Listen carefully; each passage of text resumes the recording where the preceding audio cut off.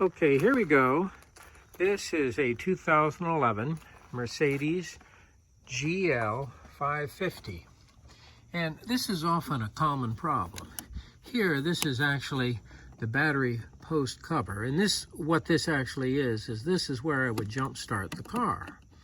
Well, this oftentimes is easily damaged anytime somebody does try to jump start the car. They don't understand how to disconnect it, and it kind of gets torn up. So what are we going to do today? We're going to replace it. Here we see a brand new jumper terminal battery, right from Mercedes. Now this is relatively inexpensive, and this came from our friends at FCP Euro. It doesn't even cost very much. Okay, here we see the new terminal cover in place. Now, you don't have to remove this post in order to install the new terminal cover.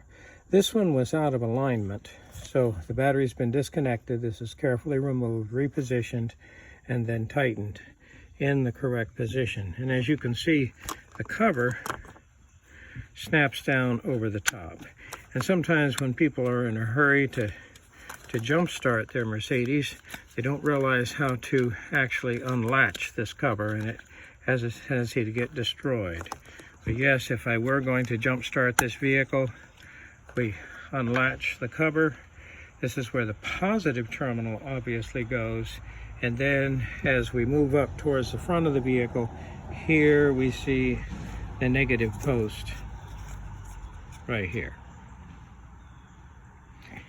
And again, what is this? This is a GL550 2011. Obviously, many of the ML and GL450 would be basically the same.